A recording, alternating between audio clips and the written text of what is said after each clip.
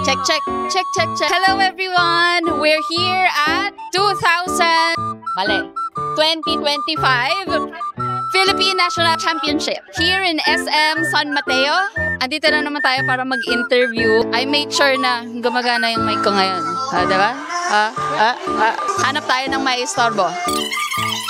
Alam ko na eh, may dala ka na naman kutsara eh. Si Kenneth po, in-interview ko na last year. Kaso, hindi ko na-record. So, anong pangalan niyo, kuya? Kakasabi ko lang eh. Kenneth Santiago. Genesis.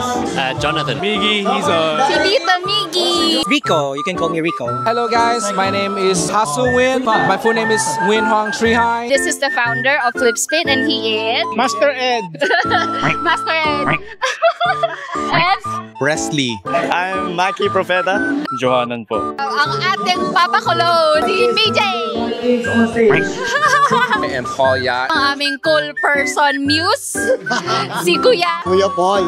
Hi, my name is Katik Devaraj from Singapore. JK Makayan po. Prince Montecalvo po. Pero yung full name ko po talaga is Prince Daniel Montecalvo. Aba, pwedeng rap.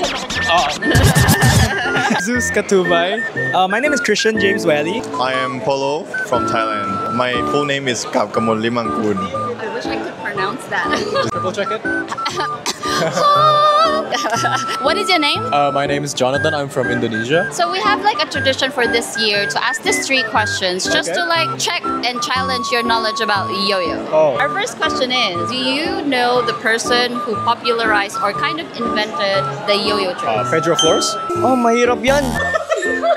Oh my God, hindi ko alam. Hindi ko alam, promise, hindi ko alam. Invented the yo-yo tricks. Yeah. No, I'm not sure. Si Pedro Flores. Malamang siguro yung nag-invento rin ng yoyo. Si Pedro Flores siguro din. It was a Filipino named Pedro Flores. Wow. Oh, I don't know, man. I don't know. Di ba si Pedro Flores? Pedro Flores. Actually, di ko alam eh. Hindi mo alam. Okay. Si Pedro Flores. Are you talking about Pedro Flores? Like Yeah. Duncan? Or are you talking about Pedro Flores? Oh, good. To my knowledge, it was Andre Boule. It was a YouTube channel where he was teaching yo-yo expert. Yeah. When you say that it's like a YouTuber, that is like modern na. Yeah. Alam mo yan, Paul. Alam mo yan. Talaga ba? Wala. Ng tricks talaga? I don't know. Pero hindi ko lang masyado na. Teacher yan, ha? Hindi naman siya pasok sa topic ko.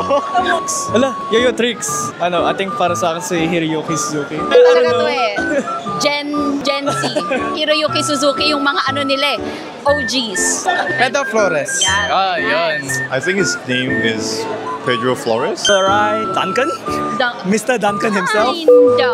But yeah, kinda. Yung nag-invento. Oh, kilala. Hindi ko siya kilala. Hindi mo kilala. O sige, cross out natin Okay, yan. next question please. Next question. He didn't invent it though, but he's the one that made it Popularized. popular. He corrected me. But it's actually Pedro Flores. And he discovered yes. by Duncan. Then Duncan popularized the yo-yo. yes. Second question is, what is the 5 divisions of yo-yo? 1A, 2A, 3A, 4A, 5A. Good, really smart. We have 1A, 2A, 3A, 4A, 5A. 1A, 2A, 3A, 4A, 5A. 1A, 2A, 3A, 4A, 5A. First of all is 1A, second is double yo-yo, 2A, 3A is 2-1A, and then 4A, which is upstring. The last one is freehand, which Mickey is on third play as world in Philippines. 1A, 2A, 3A, 4A, 5A. 1A, 2A, 3A, 4A, and 5A. 1A, 2A, 3A, 4A, 5A. So there's 1A, there's 2A, there's 3A, 4A is an off string. See, we have 5A, which is not attached to your throw hand finger. 1A, 2A, 3A, and 4. 4A and 5A. 1A, 2A, 3A, 4A, tsaka 5A. 1A, 2A, 1A, 2A, 4A. Single A, double A, 3A, tapos 4A. Nilalaro ko, tsaka yung 5A. 1A, 2A, 3A, 4A, 5A. Ano yung 4 divisions ng yo-yo? 4 ba 5? 5 pala. 1A, 2A, 3A, 4A, 5A. 1A, then 2A, 3A, 4A, and then 5A, my main. 1A, 2A, 3A, 4A, and 5A. Ano, 1A, 2A, 3A, 4A, 5A. 1A, 2A, 3A, 4A, 5A? As in like you want to be specific? No. 1A, 2A, 3A, 4A, 5A.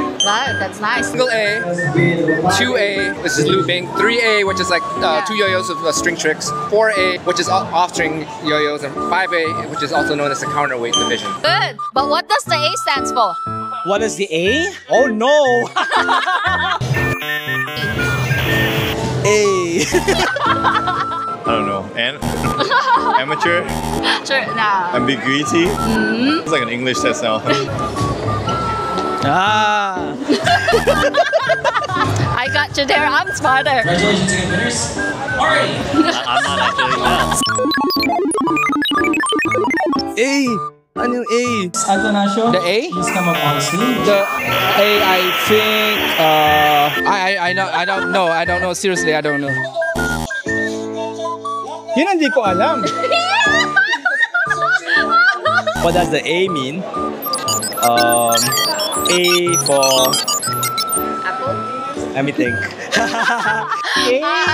is... oo nga no. Action. A.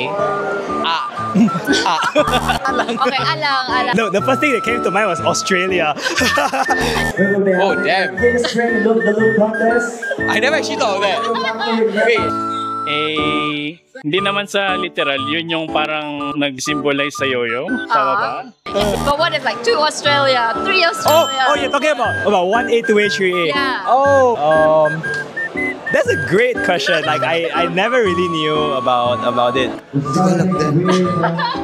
Wala, hindi mo rin alam. Hindi ko alam. Wala. Ang tagal ko yo-yo player pero hindi ko alam kung ano yung A. I don't even know this one. What does the A stand for? What does the A mean? The A represents the yo-yo. Why is it A? Why A? That is a good question. I don't know. Any guess? Any guess? Assessment? Action? Activity? I don't know. Wala lang.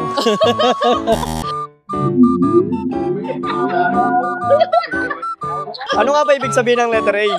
Any guess? Oh, you got me there. I read it right. 1A, 2A, 3A. Ano yun?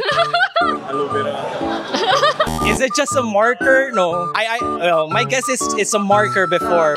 Yun yung main. Yun ang main, kumbaga, ano siya, main, letter A, general. Basta yung general siya. Pwede na siyang tumakbo sa politik. Hindi ko naiintindihan. Hindi ko alam guys. Hindi ko alam, sorry. 1A? 1? 2? 3? I don't know. Hindi ko alam yung A. Yay! Acheche na lang, acheche. 1 Axel, 2 Axel. Hindi ko alam. Ngayon ko na naisip yun. Third placer sa Worlds. Sorry. Huwag kang mag-alala, walang nakakasagot Walang pa. nakasagot? Walang Simula nakasagot? pa kahapon, walang nakasagot. Master, Oo nga, no? Ang galing ng question na yun. Next question pa. Wala na pala. Adobo. I don't care. So there you go. The new official word for 1A is what adobo? Saan yun nakakuha yung tanong niya?